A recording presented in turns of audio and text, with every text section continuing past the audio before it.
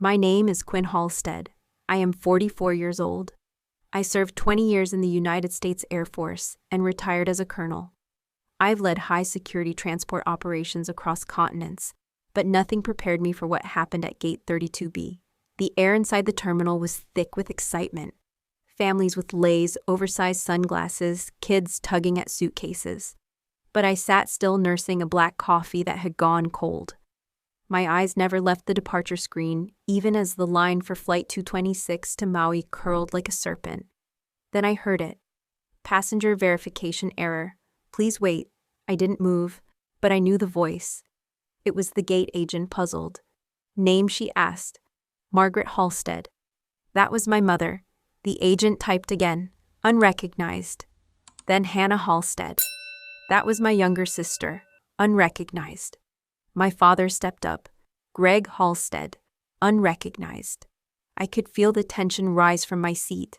I didn't look directly, but I saw Hannah glance around, then turn.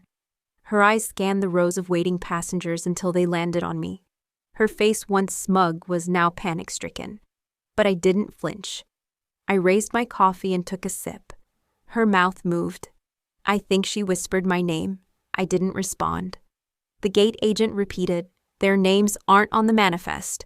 I'm sorry, there's no record of your booking." Murmurs began to ripple. The word unrecognized echoed. A line of people started forming behind them. No one shouted. No one moved to help. There was just the silence of judgment, heavy and sharp. No warning, no exit. Just public silence. I could still see the message clear as daylight, no matter how many times I blinked it away. My sister texted, "You're not coming. Mom prefers close family." It arrived 2 days before the trip, and I had simply replied, "Understood." Good luck. What Hannah didn't know was that I was the one who paid for everything. The plane tickets, the Airbnb in Kihei, the minivan rental, the luau reservation. I had used my pension savings for it down to the last cent. All in an attempt to reconnect to give them one more chance. But they had other plans. They removed me, canceled my name from the Airbnb check-in, created a group chat without me. Becca, Hannah's friend, even forwarded documents as if I had agreed to transfer the booking. I stayed silent. Until this morning. At 5:15 a.m., I walked into the operations terminal under my old badge. Colonel Halstead, the officer, nodded. "You still have admin override access. You want to lock this manifest." I paused. "Only those who paid," I said. "Only those with verified clearance." I watched as the access logs updated. 3 unauthorized aliases appeared linked to the booking ID under my name. My hands didn't shake. I clicked revoke. It took 5 seconds. That was all. At the terminal, as they scrambled to understand what went wrong, I walked to the security wing, flashed my ID, scanned my retina. The door buzzed open. I went through the military checkpoint. The guard saluted. "Have a good flight, Colonel." I smiled, calm and assured. As I stepped toward my gate, I whispered internally, "They erased me from their family. I just returned the favor." I suppose the signs were always there, long before the terminal incident, long before I learned how silence could be louder than a slap. Even as a child, I was the outsider in my own family. My earliest memories are of watching, not participating, watching. Hannah was the golden girl. She had curls like the ones in fairy tales and a laugh that made people turn. I was quieter, more serious. I read books instead of playing tea party. I memorized maps while she danced in front of the mirror. My mother would say Hannah just needs room to express herself. When I asked for a quiet corner to read, I was told I was being difficult. Dad wasn't cruel, just absent, emotionally muted. He'd ruffle my hair sometimes, but he never really looked at me the way he looked at Hannah. By age 10, I had already learned not to expect praise, not even when I brought home straight A's or when I won the county spelling bee. That afternoon, I remember walking through the door with my little trophy in hand. Mom looked up from peeling potatoes and said, "Well, of course you won. You spend all day with your nose in a book."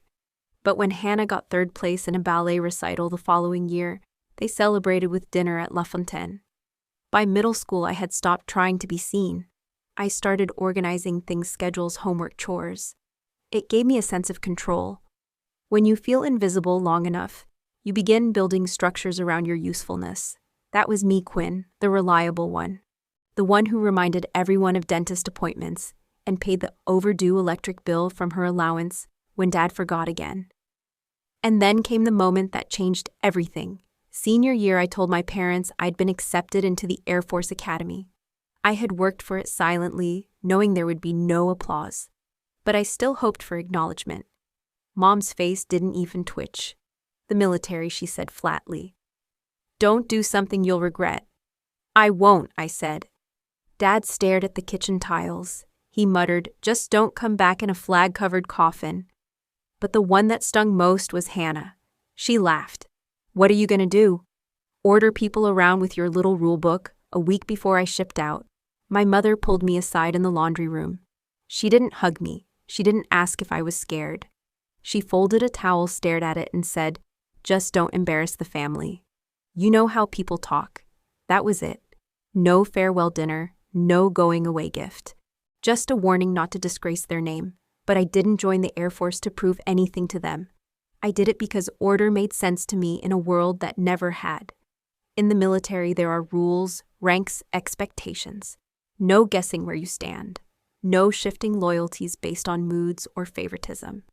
While Hannah went to art school in Arizona, switching majors 3 times and racking up loans my parents quietly paid, I was stationed in Kandahar, leading logistics under sandstorms and threat levels.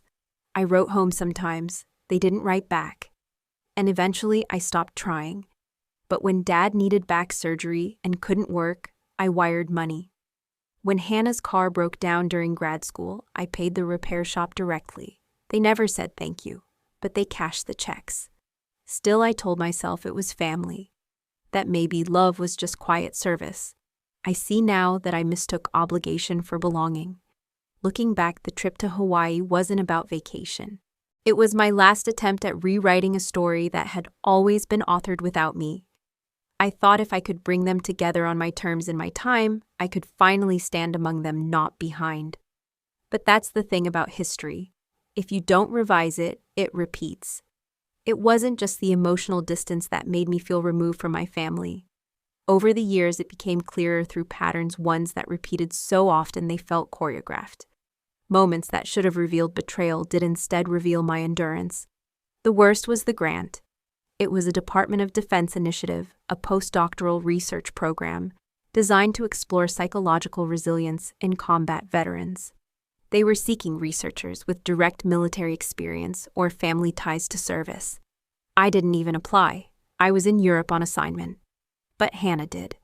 And she used my name.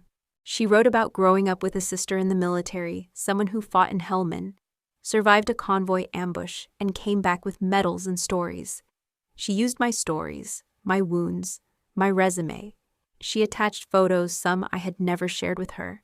Pictures of me in uniform, on base, one even from a classified seminar that should have never been made public. I only found out because one of my former colleagues forwarded me an article. "Thought you'd left that world," the message said.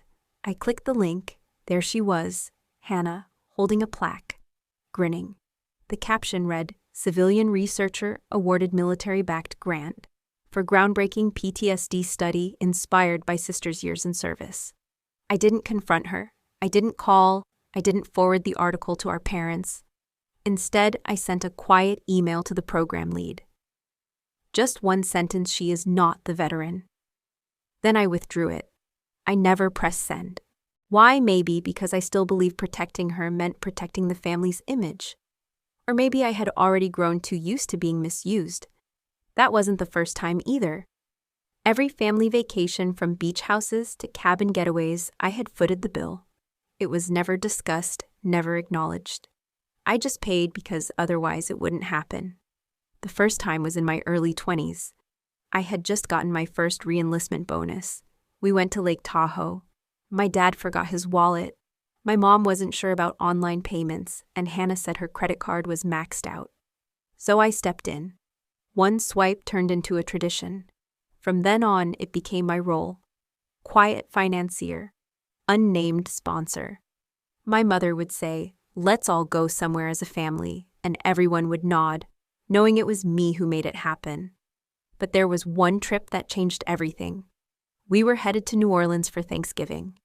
I had booked the rooms chosen a boutique hotel near the riverfront. I called ahead, confirmed everything. When we arrived, I waited at the reception counter as they checked in. The clerk smiled politely and handed out the room keys. One for Greg Halstead, one for Margaret Halstead, and one for Hannah Halstead, plus guest. I raised an eyebrow. And one for Quinn Halstead. The clerk checked the screen again. "Sorry, there's no reservation under that name. It looks like your party has 3 rooms. I booked 4, I said. The woman hesitated. "I'm sorry, I only see 3 here." Behind me, I heard Hannah laugh, short, dismissive. "You can just stay with me. We're all family, right?" I remember staring at her. She wore my old college hoodie, my name still faintly stitched in the collar. She didn't even blink. I ended up getting a different room down the hall. Smaller, no view. Paid for it again without a word. That night, I walked the corridor by myself. The doors were closed. Laughter echoed faintly from Hannah's room. I stood there for a moment, then returned to mine in silence. That was the trip I realized I wasn't part of them. I was orbiting them, funding them, silently enduring because endurance had always been my only currency. They took from me without hesitation, and I gave because somewhere deep down I was still hoping it might someday be returned. But Hawaii was going to be different, or so I thought. I had spent the better part of 6 months planning that trip. Not a week went by without some part of my paycheck or retirement savings funneled toward what I thought would be a gesture of healing. I wanted us to start over on a neutral island under warm skies, with no pressure but sunshine and salt air. So I booked the flights to Maui 6 months in advance. I secured an ocean view Airbnb with enough space for all of us, 3 bedrooms, 2 balconies, and even a grill on the patio. I rented a minivan large enough for everyone to ride comfortably and made sure to prepay the gas. I even added the optional travel insurance just in case.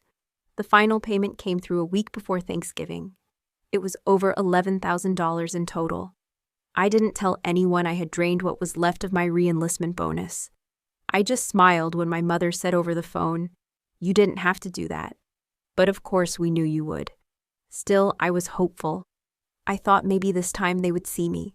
Maybe this time they wouldn't erase me from the frame. Then the message came.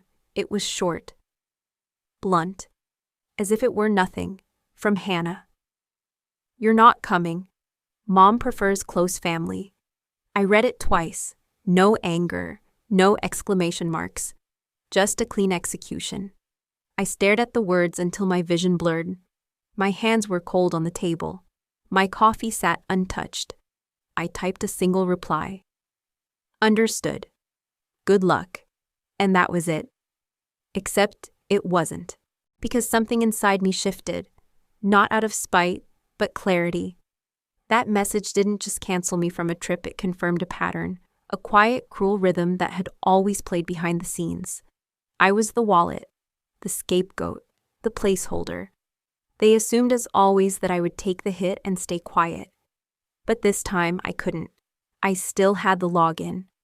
When I first booked the travel itinerary, I had created a shared profile under my military clearance, a perk extended to veterans coordinating group travel. I didn't use it often, but it gave me access to manifest review, ID verification, and internal reservation protocols.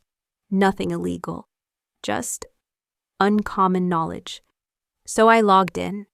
The system greeted me with Colonel Halstead, admin access granted. I went to the manifest list. Something had changed. Under group check-in, my name was marked inactive. I clicked again. The date of change 2 days ago. IP address Hannah's university campus. She had logged in using the shared credentials I gave her last year for a different event when she said needed flight confirmations for scholarship verification. She had removed me from the hotel list, reassigned my room to her friend Becca, changed the group chat contact to a new number. Then I checked the airline reservation. Her, my mother, my father all listed as active boarding group A. Me status revoked. I stared at the screen. For 10 minutes, I didn't move. Then I exhaled. They didn't even bother hiding it. They thought I'd never check, that I'd stay erased. But I still had final authority on the booking. I switched the mode from public to private. That locked the system from third-party editing. Then I revoked every approval that didn't match payment verification. 3 aliases popped up. Not even proper ticketed names, just placeholders tied to their IDs. I clicked remove. One by one, the lines disappeared. I didn't do it out of vengeance. I did it because I finally realized I wasn't part of their close family. Not really, and I wasn't going to subsidize a lie anymore. They made their choice. Now I was making mine. I wasn't just erased, I was exploited. A day after checking the travel system and locking the manifest, I received an automated email from the property management group in Kihei. It was a confirmation of an updated contract on the long-term Airbnb stay. The sender assumed I had reviewed it. At first, I thought it was a mistake. I clicked open the PDF attachment. Everything looked familiar, the unit I had booked the 7-night stay. But then I scrolled down and saw something I hadn't expected: extension 30 additional days. Authorized and paid in full. What the document bore my full legal name, military ID number, and an electronic signature identical to the one I'd used during my years of active service. But I hadn't signed this. The timestamp was just 2 days after Hannah's text, "You're not coming." I downloaded the document, opened the signature properties. Whoever did this was smart. They'd masked the verification data and rerouted the certificate authority. I sat back in my chair and stared at the screen. This wasn't just a travel conflict. It was fraud. There was only one person in the family who could have pulled off something like this. Becca. Hannah's best friend since middle school. Smart, observant, and slippery. Last I heard, she worked as a junior paralegal at a firm that specialized in estate and contract disputes. She had access, she had tools, and clearly she had motive. I opened an old group email from when we first discussed the trip. Buried near the bottom was a forwarded file labeled alternate housing contract, just in case. I hadn't clicked it before. I did now. The signature field was already filled in. My name, my military ID, but the file metadata said otherwise. Author R. Becca Lyons, device MacBook Air, location Honolulu.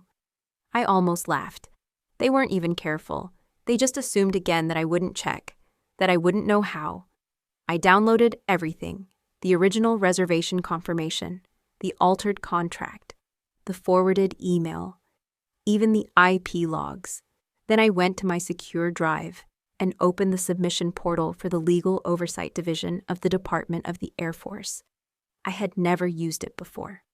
But I remembered the steps: upload, identify classification, list involved parties, include evidence. It took less than 15 minutes. The final field asked statement of intent. I typed slowly. I believe I have been impersonated and my military credentials used without authorization to secure a long-term property lease in Hawaii. The signature does not belong to me. The perpetrator may be a civilian with paralegal access who is associated with my family. I am requesting verification and legal clarification. Then I hit send. No drama, no phone calls. Just a quiet escalation, the kind that leaves a paper trail. For the first time in years, I felt calm.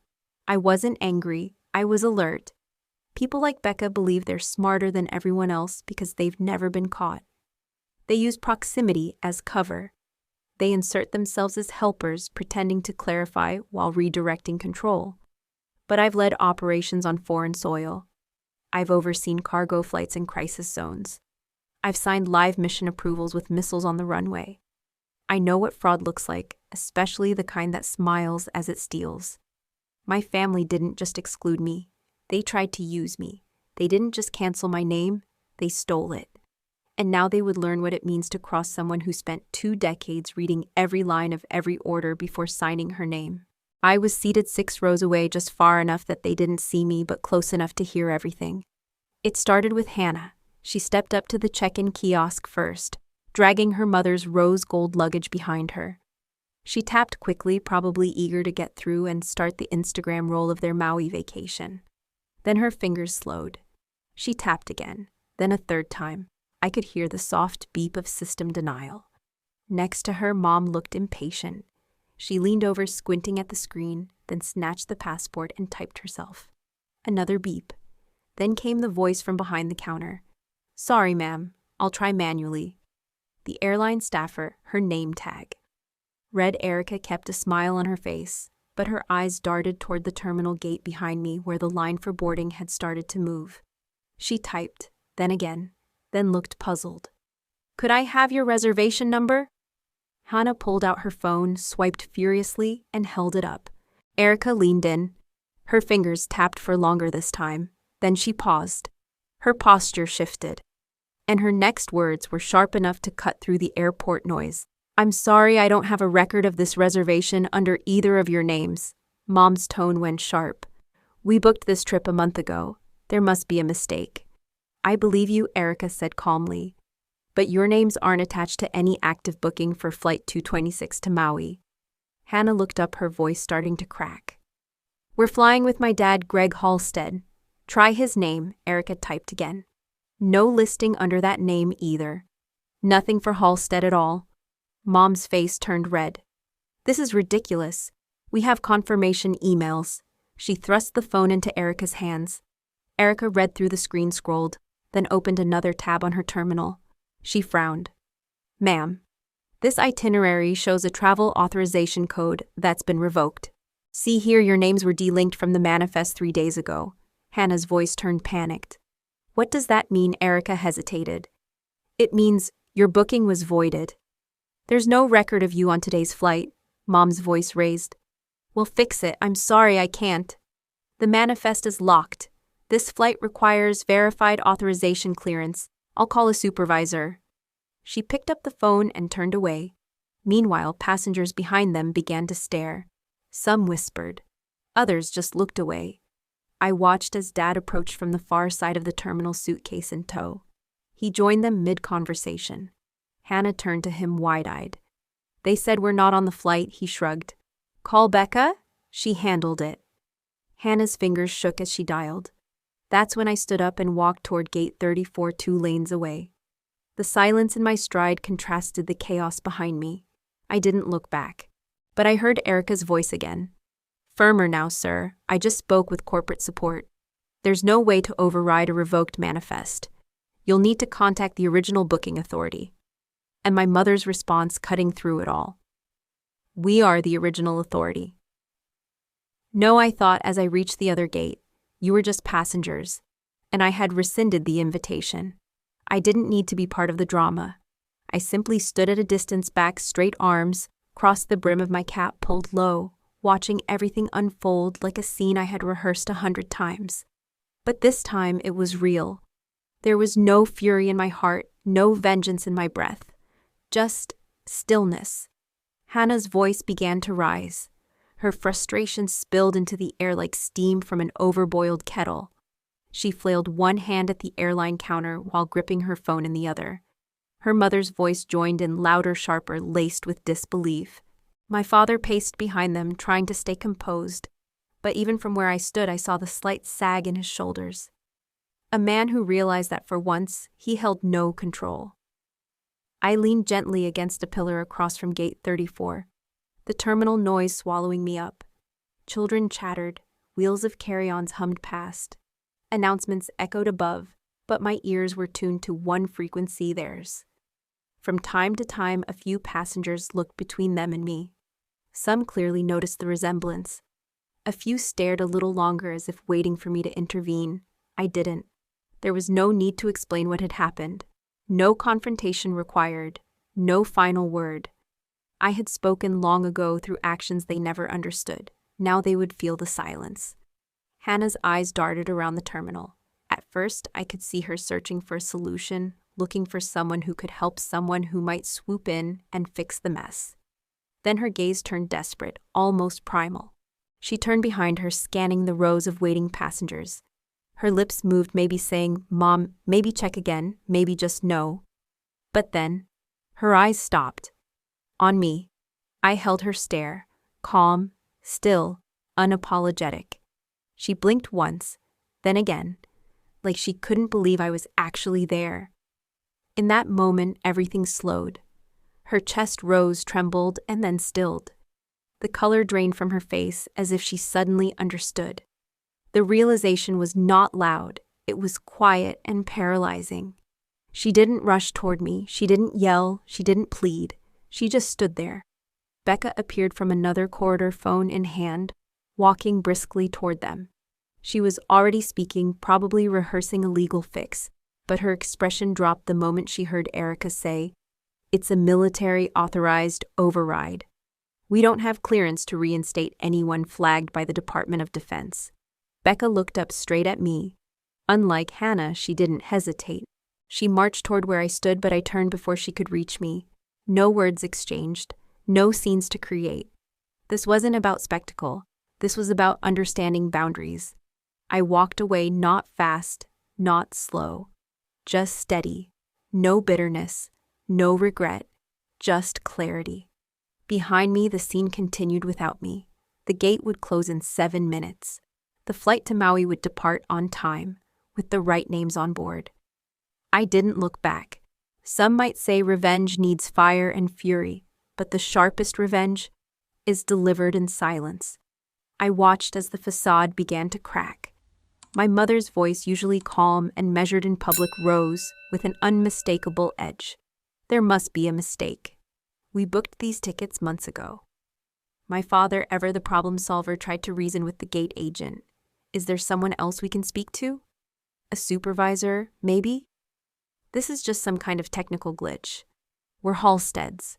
Quinn Halstead booked these tickets herself. The agent remained composed. Sir, I understand your concern, but these names were flagged and removed from the manifest under a federal security clause. There's nothing we can do here. The word flagged landed like a stone in still water. My mother turned to my father. Frustration turning to suspicion. You told me you confirmed everything. Why are we not showing up? I did confirm it, he shot back. 3 times I used the itinerary that Hannah forwarded. Everything was approved. There were emails and the house. What about the Airbnb? She hissed. Don't tell me. Before they could continue, a uniformed TSA officer stepped forward. He leaned in quietly and said something only the 3 of them could hear. I couldn't make out his exact words, but I caught the tail end of the sentence. This was flagged by military review. I saw my father freeze. My mother's eyebrows arched high. Even Hannah, who had been fidgeting with her phone trying to reach customer support, looked up. The silence that followed was thick with disbelief. The officer continued. All I can say is that the override came from a verified federal source. I suggest you contact your point of origin. They all turned almost as if in slow motion. Their eyes landed on me. I didn't flinch. I didn't wave. I didn't smirk. I didn't move a single inch. I just gave a subtle nod, barely perceptible to anyone except those who knew me well. And they did. My father looked like he'd just aged 10 years. His hands dropped to his sides, helpless. My mother blinked slowly, processing the implications. Hannah took a half step forward, but then stopped, unsure of what to do next. A second TSA officer approached the counter and whispered to the first. Then the gate agent called in another supervisor. Protocol was in full swing now, and nothing they could say would undo the security flag that had been set. Behind them, a few passengers murmured. Someone whispered military review while looking between them and me. Becca stood at a short distance, phone still pressed to her ear, arguing with someone on the other end. Her lips tightened as she turned toward me again, but I was already walking. No confrontation. No confrontation needed. I'd already done everything I needed to do. Not to hurt them, but to protect myself. As I passed a column by the boarding corridor, a young security guard nodded toward me almost imperceptibly. Ma'am. I nodded back. Nothing more. They could spin their stories later. Blame airline errors, blame tech failures. But deep down, they knew the truth. And that was enough. The truth had finally caught up with them. And this time, it had clearance. 2 weeks after the airport incident, I received a formal letter from the Military Legal Affairs Office. The envelope was cream-colored, embossed with the Department of Defense seal. Inside was a single-page statement clipped to a full report. Becca Langford, legal assistant to Halstead & Moore, LLP, has been suspended from practice and placed under federal review for the unauthorized use of a forged signature involving an active or retired military officer. My name was listed. So was the document, the rental agreement for the Maui Airbnb. I had never signed it. But Becca had submitted a version that carried my name in cursive, clean but false. That was enough to trigger an automatic security audit given the document's connection to military benefits. Apparently, she'd used my military credentials pulled from a shared email thread Hannah had forwarded to forge the authorization. What she didn't expect was that the federal travel reimbursement and identity verification systems had cross-checking protocols. My digital signature was encrypted. Anything else flagged. I didn't press criminal charges. I didn't need to. I submitted a request for identity confirmation to the Office of Federal Security Systems. Not a complaint, just a query. Please confirm all linked travel authorizations and financial beneficiaries associated with my Department of Defense record. That single request sent a ripple through the system. Because my military credentials had been used for vacation travel and lodging, the inquiry triggered a cascade of audits across federal and civilian travel vendors. Every booking made under my name or using my benefit ID was frozen and then revoked. Hannah's reservation at the beachfront villa canceled. The backup hotel they scrambled to book after the airport flagged. My mother's reimbursement account linked through a dependent benefits channel I'd never even authorized was suspended. I received confirmation that their federal traveler profiles were now marked under verification hold, which meant they could no longer book anything flights, accommodations, or even basic service upgrades under the Halstead name without submitting direct identity verification. I didn't ask for that level of fallout, but once the system began cleaning itself, it didn't stop halfway. For years I had turned a blind eye. When Hannah used my name to apply for that military-funded summer research program back in college, I let it go. I assumed it came from admiration or desperation. When Mom used my veteran status to claim dependent insurance savings, I swallowed the anger and said nothing. But this was different. This was the moment they erased me and thought I would do nothing. So I chose clarity, and clarity, especially within a federal system, has a way of purging every shadow. Becca sent me an email later, short, cold. I've been removed from all active cases. You could have just called. I didn't reply, not out of spite, out of respect for the boundary she had crossed. She wasn't a child. She knew what she did. And in the legal world, pretending not to know isn't a defense, it's negligence. Hannah didn't contact me, neither did Mom. But I saw their names drop off the shared accounts we once held. Streaming subscriptions, family plans, old logins I'd long forgotten. Slowly they detached themselves. Or maybe the system did it for them. Either way, I wasn't angry. I was just relieved. Because for the first time, I wasn't the one keeping the structure intact. I wasn't holding the family together with invisible strings of patience and quiet sacrifice. The system had spoken. And this time it sided with the one who stayed silent the longest. A week after the disciplinary notice against Becca was finalized, I received an email from Hannah. The subject line was short about Maui. I opened it without feeling much. Just a small curiosity, like flipping the last page of a story you already know the ending to. Her message read, Quinn. I know things have gotten complicated. I just want to say I didn't mean for it to escalate the way it did. I thought it would be harmless, just a temporary borrowing. I didn't know Becca would take it that far. Also, the Airbnb host won't refund the deposit since it was a long-term rental agreement. Can you help with the reimbursement? Since it was under your profile, I'd really appreciate it. Hope we can talk soon. Hannah, there was no apology. Not a real one anyway. Just a passive explanation, as if trust was a technicality and violation was a shared misunderstanding. I sat still reading the message 3 times. Then I printed it out. I slipped it into an envelope, along with a handwritten note on a single folded card. Trust is not refundable. No signature, no anger, just clarity. I mailed it to her last known address. I didn't need to see her reaction, I already knew it. She would frown, maybe scoff. She'd probably show it to Mom rolling her eyes like I was dramatic or ungrateful or cold. But that's how they always saw me, wasn't it? Too serious, too proud, too unwilling to let things go. They never realized that the reason I didn't let things go was because no one else ever held them in the first place.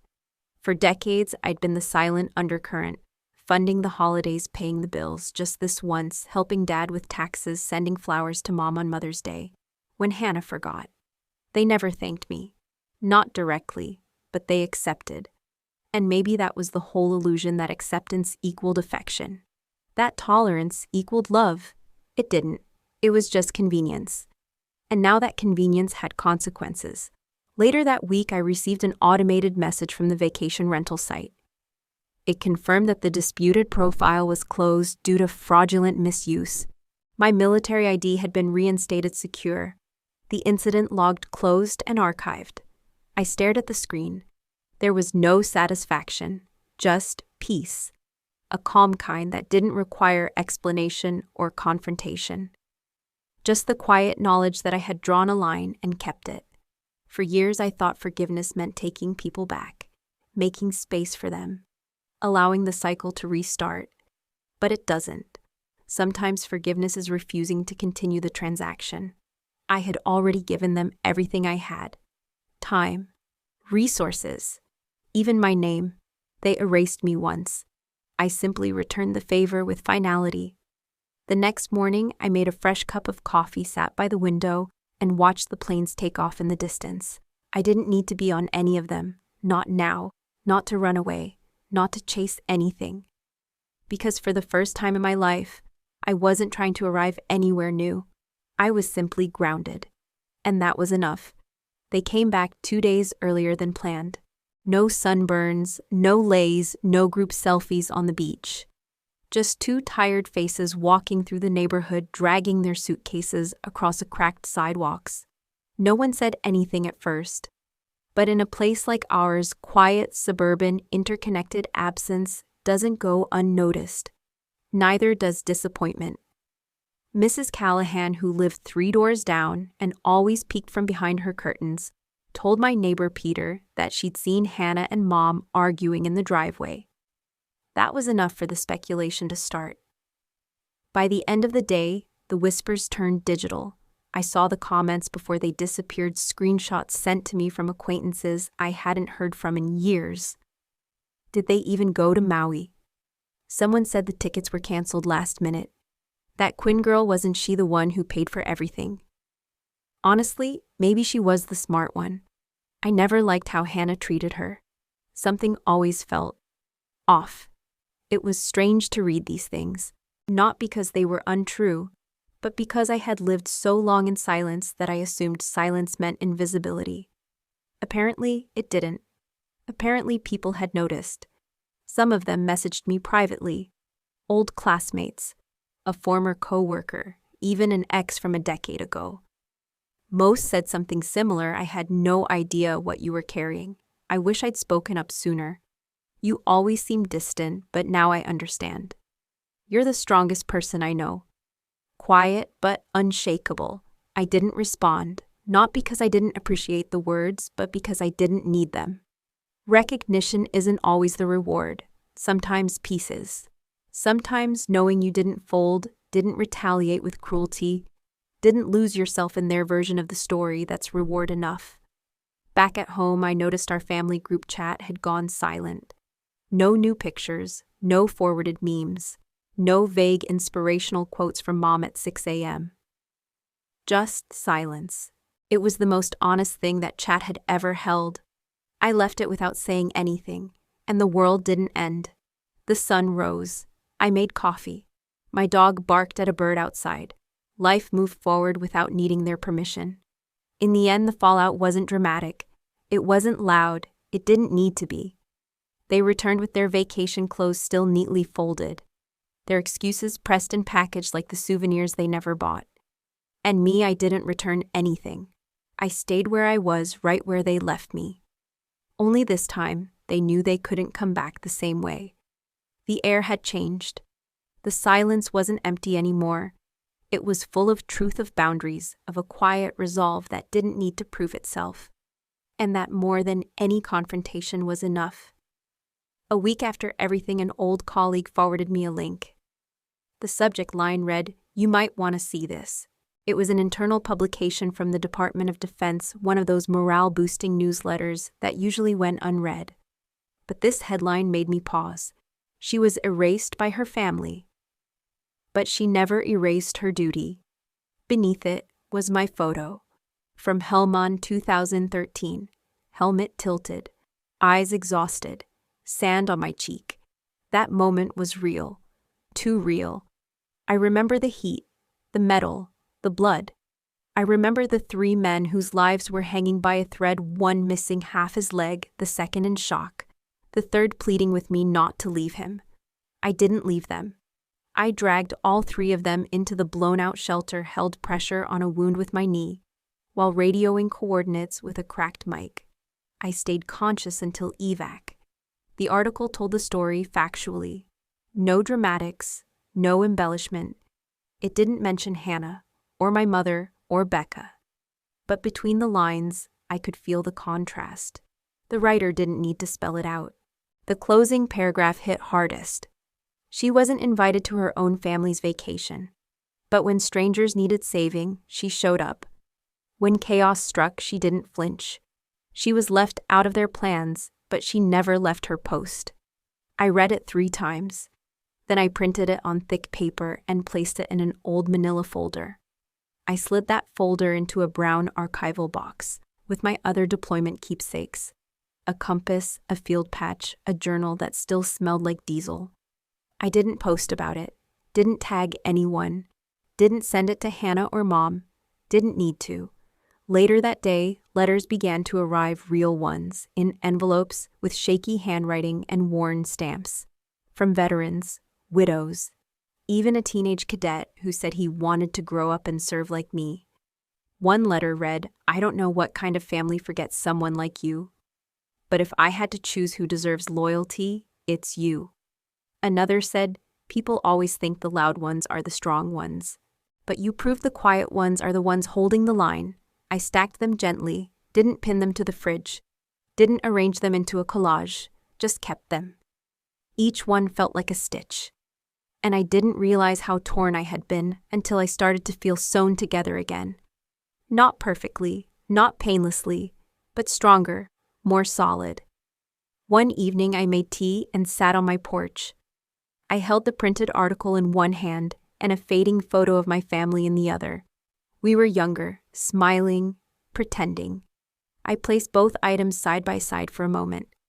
Then I tucked the article back into the folder, the photo I let the wind take. And for the first time in a long time, I let the silence feel warm. Not empty, just enough.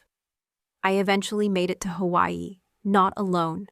I stood on the beach with 5 other women, each one a former service member. Each one with her own story of being silenced, sidelined, or sacrificed for the comfort of others. We weren't there for the resort experience. We didn't wear leis or sip cocktails. We came for something deeper. A reckoning, a reclamation. The sky was a shade of velvet purple. The tide rolled in and out like breath. We gathered near a fire pit dug into the sand not far from the edge of the surf. No music, no speeches. Just a box of long-stemmed candles and a quiet agreement that tonight wasn't about what was taken, but what we were choosing to reclaim. First was Liana, former combat medic. Her family had buried her records literally in a drawer, claiming she'd only played nurse. She lit her candle for the patients who remembered. Then came Shonda, logistics 6 tours. She once built an entire supply line in a war zone, and was later told by her fiancé's family she wasn't wife material. Her flame burned steady. Amira, soft-spoken but fierce, served in intelligence, disowned for coming out. Her candle danced in the breeze, but didn't go out. Then Tessa, discharged with honors, but written off by an ex-husband who called her too intense to be a mother. Her hands shook, but she struck the match herself. Miriam, the oldest among us, wore silver in her braid, and decades of resilience in her spine. She lit her candle for the sisterhood she said had saved her more than once. And then there was me.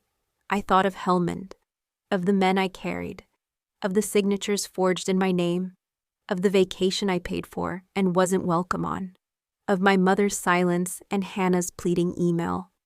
I thought of the letters, the article, the words she was erased by her family, but she never erased her duty.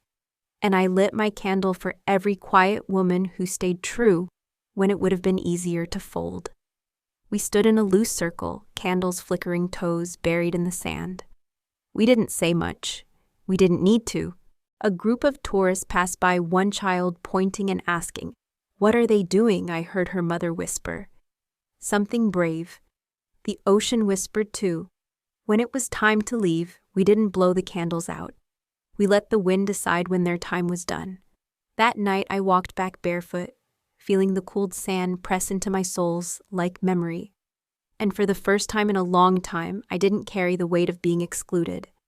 I carried the light of choosing to return. 2 weeks after returning from Hawaii, a letter arrived. Not the kind that came with bills or false apologies or awkward seasonal greetings. It was official government letterhead, sharp corners, sealed with embossed insignia. The kind of letter that came from people who understood the weight of silence, of service, and of sacrifice. It came from the Department of Defense. I didn't open it right away. I made tea first, sat by the window, let the steam rise and curl around the edges of the envelope. The air smelled faintly of jasmine and ink. Then I peeled it open. Inside was a formal invitation, a position selective, prestigious, and rarely offered more than once.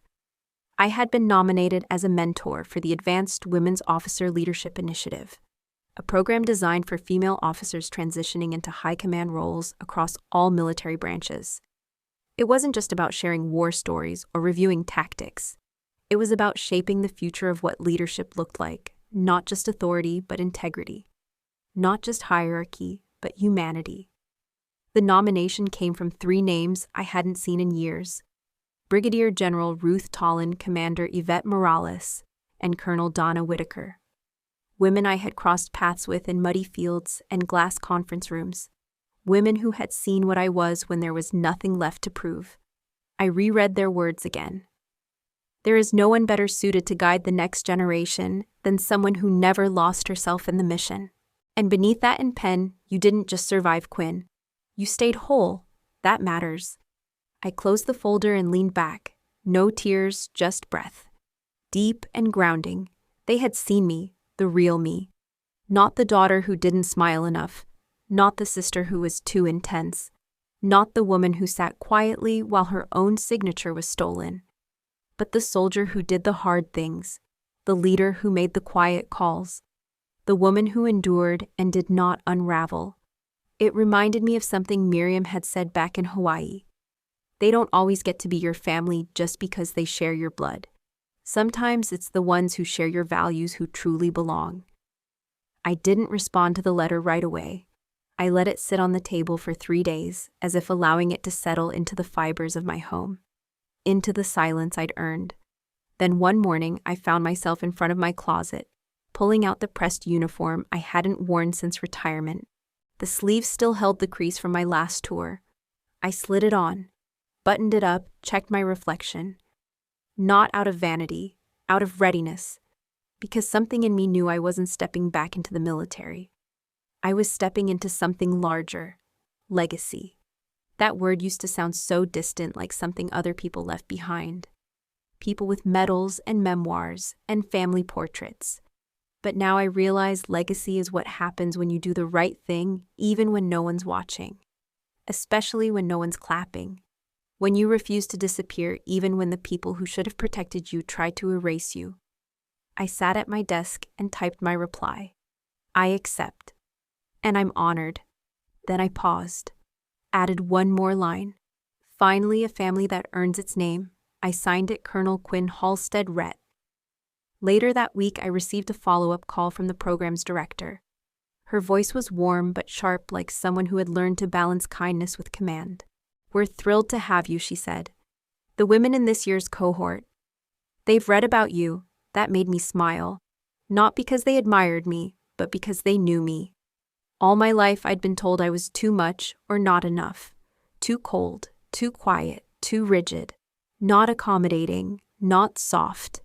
And yet here I was being asked to mentor women who had walked similar paths, who'd been doubted, dismissed, disregarded. They didn't want me to be softer. They wanted me to be me. At the first gathering, I walked into the briefing hall wearing that same uniform. Every eye turned. Some smiled, some just nodded. But one young captain, maybe early 30s, eyes sharp as steel, stood up when I entered. She didn't salute. She didn't need to. She simply said, "Ma'am. Thank you for staying in the fight long enough for the rest of us to see you." And just like that, I knew I was home. Not the kind of home with shared photo albums or holiday cards, but a home built on respect. I took my place at the head of the table, listened to each story, every setback, every hard-won victory. And when it was my turn to speak, I didn't begin with my rank. I began with the truth. Sometimes the world will tell you that loyalty is about keeping quiet, about shrinking yourself to keep the peace. But true loyalty, the kind that honors the oath you made, will ask you to stand tall, to say no, to call out what's broken, even if it means standing alone. They leaned in, not out of obligation, but recognition, because they too had stood alone. And now we stood together. At the end of the day, I walked through the hall and past a row of framed portraits, trailblazers, generals, pioneers. And as I turned the corner, I saw a new space, an empty frame, being measured. One of the staff noticed me pause. "Next month we're adding 5 more portraits," she said. "First batch of mentor inductees." I raised an eyebrow. "Yours included," she added. I laughed, not out of pride, out of disbelief that I had ever thought my story would end quietly. It didn't. It was just beginning. And this time, I wasn't walking alone. There's a letter I wrote that I never sent. It sits in the bottom drawer of my desk, between an old unit roster and a faded photograph from Helmand Province. The paper is cream-colored thick, the kind used for occasions that require permanence. I began it simply. Forgiveness is earned, not owed. No name, no salutation, because it wasn't really meant for one person. It was for all of them. The ones who looked at me and only saw silence, not service. The ones who called me too rigid, too withdrawn, too distant. The ones who celebrated each other and left me standing in the background, uninvited, unseen. It was for Becca, who believed signatures made truth. For Hannah, who borrowed stories she never bled for. For those who smiled at me at dinner tables and congratulated each other on promotions I made possible with information I gathered, risks I took, and orders I gave. And still I wrote it, not out of bitterness, but clarity. I wanted the words to exist, even if they were never read. You do not get to erase someone just because they're inconvenient. You do not get to inherit honor through association. You do not get to walk in rooms built on silence and assume the silence is consent. I folded the letter once, twice. No stamp, no envelope. I placed it beside my medals, the ones I never displayed, and closed the drawer with a quiet click. It was done. Not the pain, not the memory, but the need to explain myself. That was over. Now my days are simpler. I drink tea in the morning with a splash of milk, no sugar. I keep a neat garden, snapdragons, rosemary, desert sage. Sometimes the women from the mentorship program send postcards from their new assignments. One now commands a naval base in Okinawa. Another was accepted into the National Defense University. They call me ma'am in their letters, but sometimes they also write mom too. I smile when I read that. I never had children of my own. Never really had the chance. But I suppose in a way these women are mine. Not by blood, but by fire and choice. That means more. This evening I lit a candle, just one. No ceremony, no anniversary. Just breath, just stillness. I watched the light flicker across the glass and thought of the other candles, those we lit on the beach in Hawaii. 5 women, 5 stories. 5 reasons we were once cast out. We burned brighter than the dusk. Each of us had carried a shame that wasn't ours. And now we'd returned it. Not with rage, but with presence. We had not disappeared. We had not been erased. I stood at the window watching the last light of day stretch across the sky like a gentle reminder. The sun dipped low, casting amber across the hills and rooftops until it kissed the silver strands in my hair and made them glow like threads of quiet defiance. No music played. No voice narrated. No curtain fell. Just the wind moving through the trees, the breath of evening, the sense that something had shifted, not loudly, not publicly, but deeply. Something in me had healed, and not because I demanded it, but because I had finally stopped waiting for the ones who hurt me to come back and make it right. Some stories end with reconciliation. Mine ended with reclamation. I took back my time. I took back my name. I took back the spaces that once made me feel small and filled them with purpose, with younger voices, with fire that did not burn but illuminated. And in that I found peace. Before we say goodbye, I'd love to know, where are you watching from? Is it a quiet morning with a warm cup of coffee, or a late night where stories like this keep you company? Let me know in the comments. I read everyone with gratitude. And if this story touched your heart, please consider subscribing to the channel. Not just to hear more stories like this, but to be part of a community that still believes in kindness, healing, and second chances. Thank you for spending your time with us today. Wherever you are, I hope you carry this story with you, and remember, sometimes the miracle doesn't knock on your door. It waits quietly until you're ready to open your heart. Take care. We'll see you in the next story.